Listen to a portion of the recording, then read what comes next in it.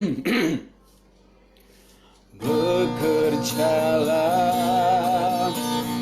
ya Roh Kudus, berkatalah lebih lagi urapanmu, lawatanmu, kaulah yang ku perlu. Kau terutama hidupku, bekerjalah ya Roh Kudus, berkatalah lebih lagi urapanmu, lawatanmu, kaulah yang ku perlu. Kau terutama hidupku, bekerjalah ya Roh Kudus, berkatalah lebih lagi urapanmu, lawatanmu, kaulah yang ku perlu. Kau terutama hidupku, bekerjalah ya Roh Kudus, berkatalah lebih lagi urapanmu, lawatanmu, kaulah yang ku perlu. Kau terutama hidupku, kau terutama hidupku, kau terutama hidupku.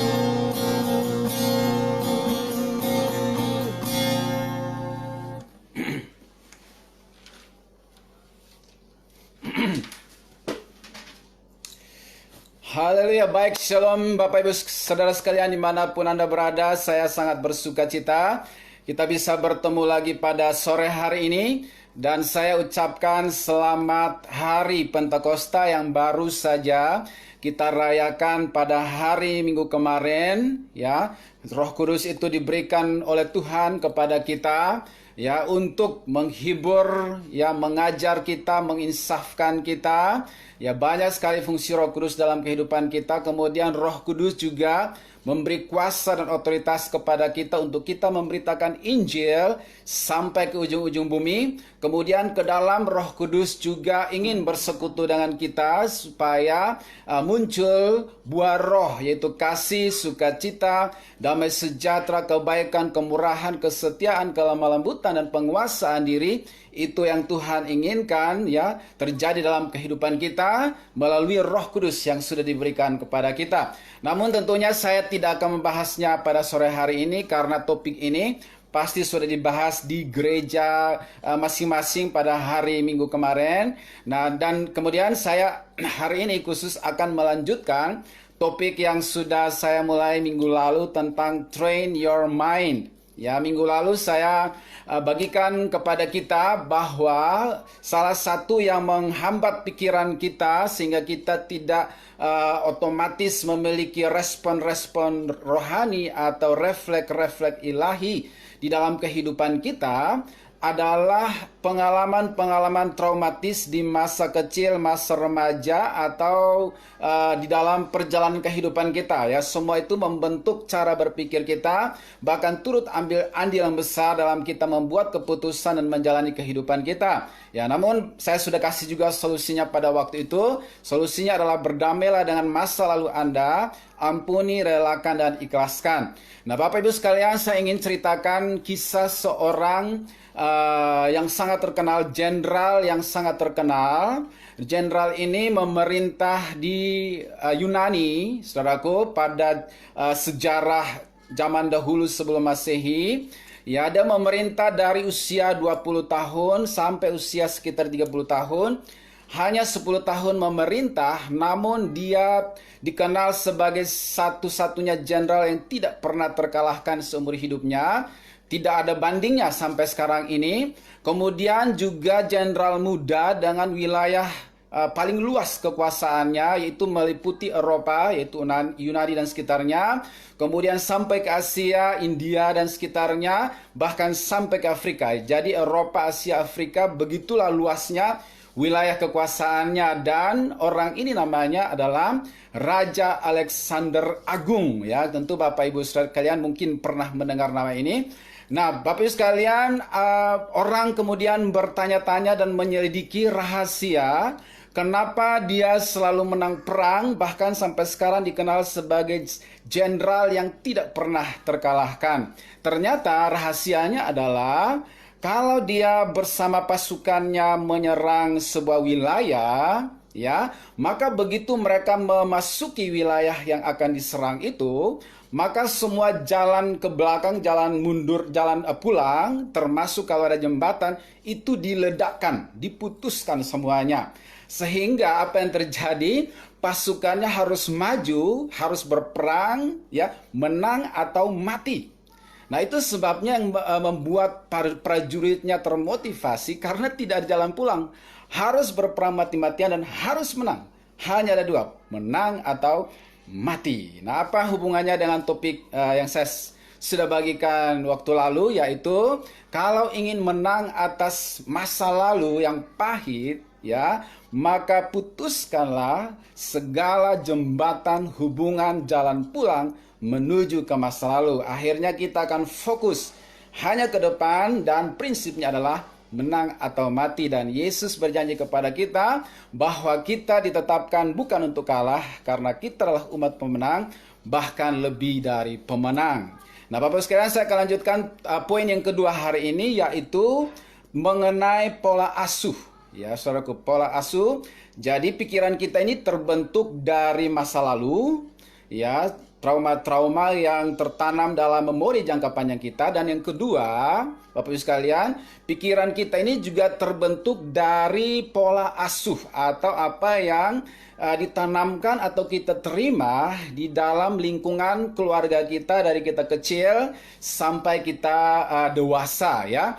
Karena pikiran kita ini, Bapak Ibu sekalian, dia tidak otomatis positif, dia tidak auto positif atau auto firman, tidak auto refleks positif, ya saudaraku. Ya, cara kerja komputer itu sebenarnya meniru cara kerja otak manusia, ya. Jadi harus ada data yang dimasukkan, file yang dimasukkan, kemudian waktu di enter file itulah yang muncul, ya. Begitu juga dengan pikiran manusia, ada peristiwa-peristiwa, kisah-kisah yang masuk, ajaran-ajaran, doktrin-doktrin yang masuk, kemudian ya itulah yang keluar, ya, dari perkataan maupun tindakan kita, ya. Jadi cara kerjanya seperti komputer, dan sebenarnya komputer meniru cara kerja otak manusia. Jadi makanya pikiran kita tuh tidak auto positif, tidak auto firman, tidak auto refleks rohani.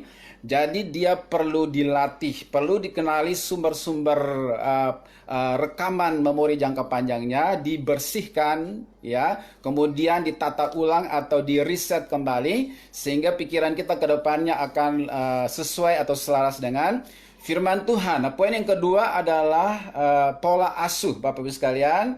Saya bacakan sebuah ayat ya, yang terdapat di dalam 1 Petrus pasal 1 ayat 18 sampai 19. Di situ dikatakan bahwa sebab kamu tahu bahwa kamu telah ditebus dari cara hidupmu yang sia-sia yang kamu warisi dari nenek moyangmu.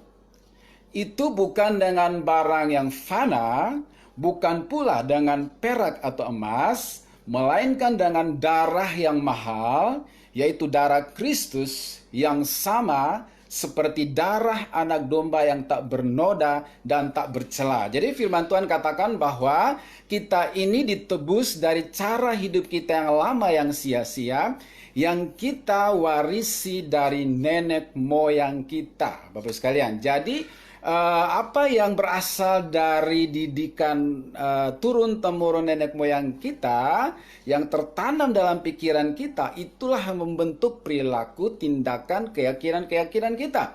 Jadi, poin kedua untuk bagaimana melatih pikiran kita itu adalah mengenali apa saja yang telah diwarisi dari nenek moyang kita yang tidak sesuai dengan firman Tuhan, kemudian kita mulai delete, hapus, kemudian nanti kita akan masukkan file-file yang baru dalam pikiran kita, yaitu firman Tuhan dan kebenarannya, menata ulang cara berpikir kita dan sikap hidup kita, sehingga kita akan bisa berpikir, bertindak, bereaksi seturut atau selaras dengan firman Tuhan.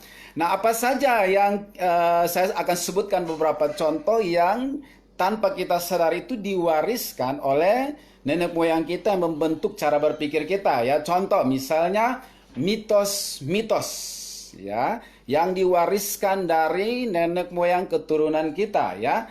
Tahayul-tahayul, ya. Kemudian kebiasaan atau tradisi-tradisi yang bertentangan dengan firman Allah, itu semua kita warisi dari nenek moyang kita, ya. Kemudian kepercayaan akan mistis, ya. Lebih percaya kepada mistis, ya, saudaraku. Nah, saya kasih contoh misalnya mitos tentang jangan menunjuk pelangi, nanti jarinya bengkok, ya, saudaraku. Itu luar biasa mendunia dan dipercayai, ya, kebanyakan orang di seluruh negeri.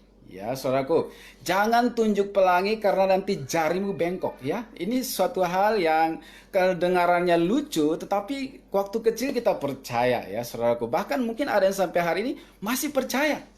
Padahal orang Amerika udah naik ke bulan, nginjak-nginjak bulan nggak apa-apa. Kita nunjuk pelangi aja, nggak berani, takut jarinya bengkok. Lah yang injak-injak bulan itu loh, yang udah naik ke bulan, ke ruang angkasa itu seperti apa, ya. Jadi itu mitos yang membentuk pikiran kita, ya. Kemudian juga mungkin lingkungan kita yang penuh dengan kepercayaan kepada mistis-mistis, kepada roh-roh atau makhluk-makhluk halus, itu juga membentuk cara berpikir kita, ya, sehingga kita orangnya lebih banyak takut daripada percaya, ya.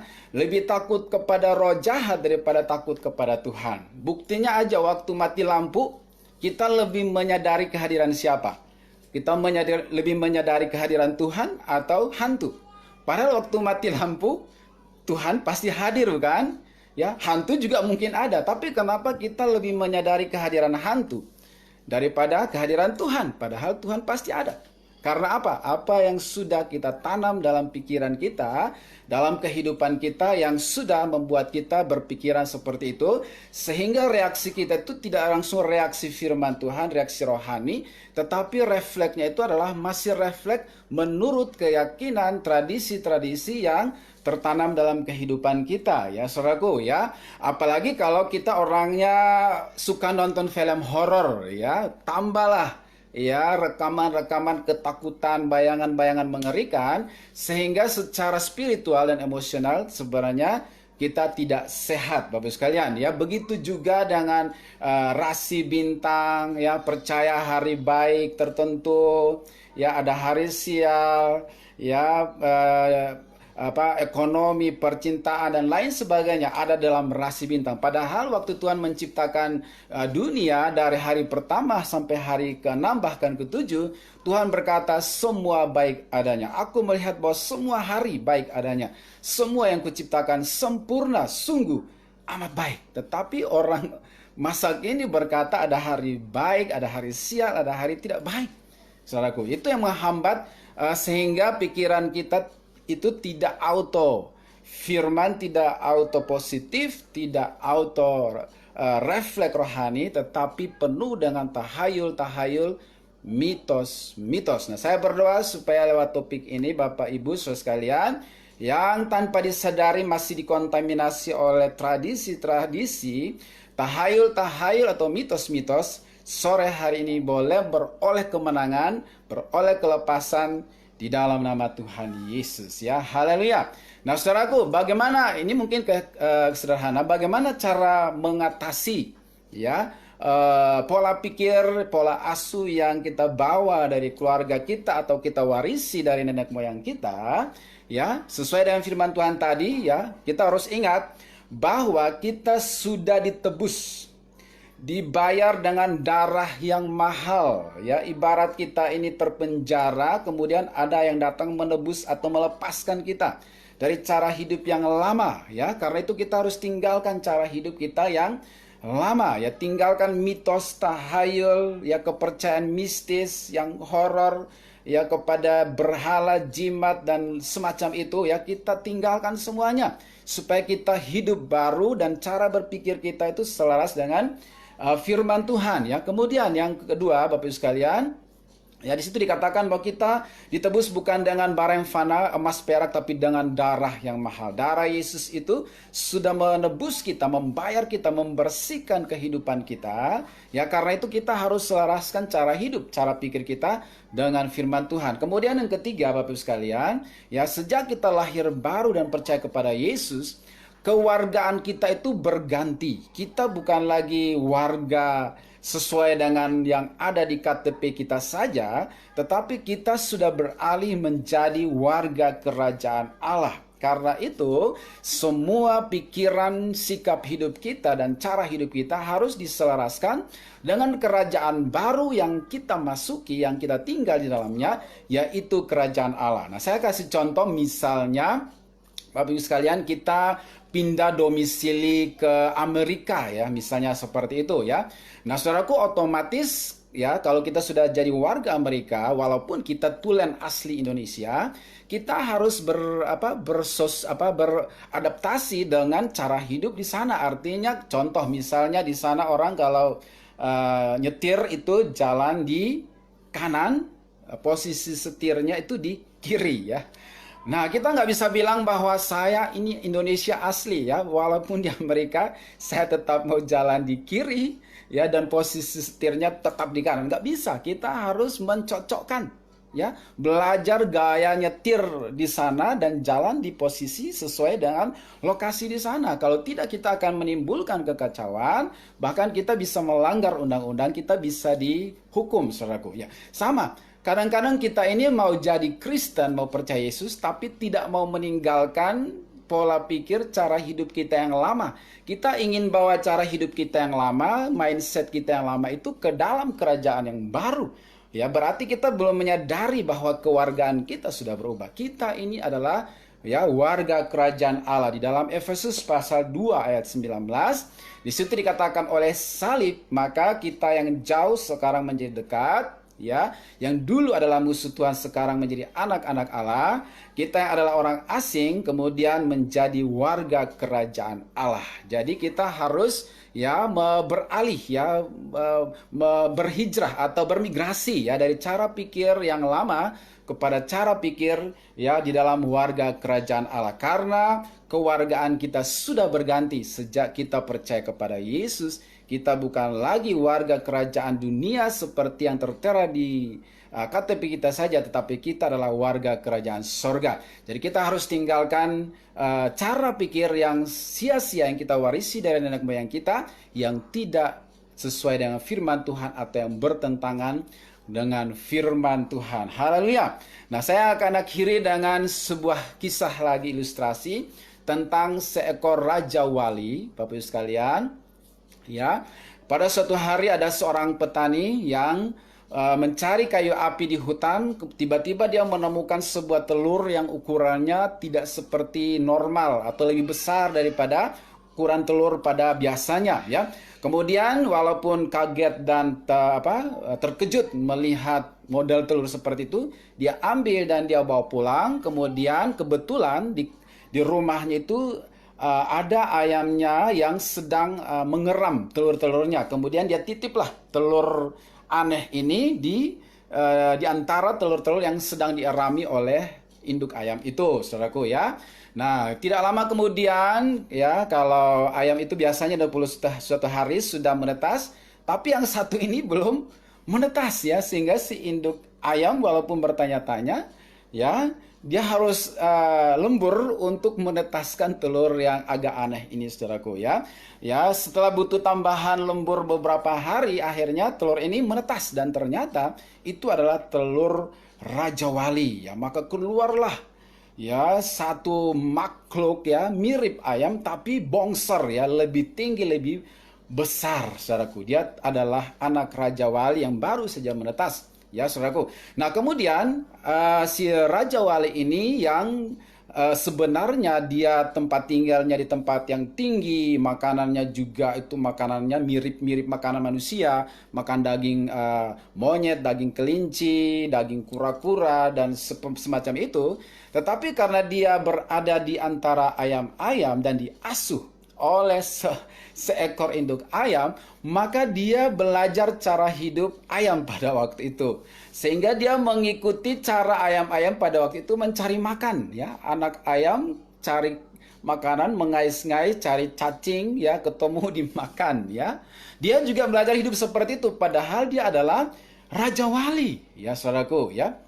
Nah, kemudian ya suatu hari ketika ayam ini mulai besar, Raja Wali ini juga mulai tambah tinggi dan bongsor besar. Ada Raja Wali dewasa yang terbang tinggi di atas, ya. Lalu si anak Raja Wali ini bertanya kepada induknya, "Mak, ya, mak ayam ini ya.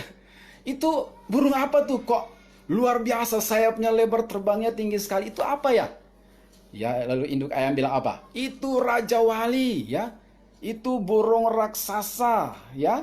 Kamu itu ayam." Jangan pernah mimpi jadi kayak begitu. Kamu itu ayam. Kamu dilahirkan di lingkungan ayam. Kamu itu ayam, sadar, saudaraku.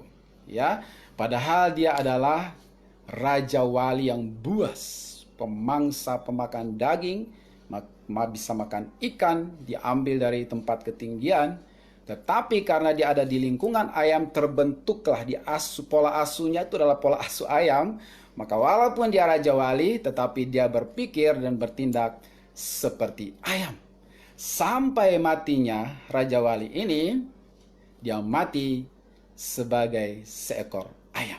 Ditulislah di batu nisan Raja Wali ini, Raja Wali yang mati sebagai seekor ayam. Nah, saudaraku, ya jangan anggap remeh ya warisan, tradisi, mitos, tahayul yang kita warisi dari nenek moyang kita, karena itu membuat kita keluar dari firman Tuhan, menjauh dari Tuhan, dan membuat kita bertindak atau berpikir tidak sesuai dengan firman Tuhan. Ingat, kewargaan kita sudah berganti sejak kita percaya Yesus, lahir baru dan menerima Yesus dalam hati kita, ada benih ilahi dalam kita. Maka mindset kita harus berubah. Tidak jaminan bahwa kita sudah lama jadi Kristen otomatis pikiran kita auto firman. Tidak jaminan. Tidak jaminan juga bahwa karena kita sudah lama melayani Tuhan, maka cara kita berespon, bereaksi juga auto positif dan auto firman. Tidak jaminan. Ya, selain dengan dilatih setiap hari, dan hari Jumat saya akan bagikan kepada kita tips-tips ya untuk melatih pikiran kita supaya selaras dengan firman Tuhan. Ya, kesimpulan Bapak sekalian, ya kita sudah ditebus ya dari cara hidup kita yang lama, yang kita warisi dari nenek moyang kita, bukan dengan emas, perak atau uang, tapi dengan darah yang sangat mahal. Hargailah pengorbanan Yesus, karena dia sudah menebus kita dari cara hidup yang lama, supaya kita keluar dan meninggalkan itu, hidup dalam cara hidup yang baru ya.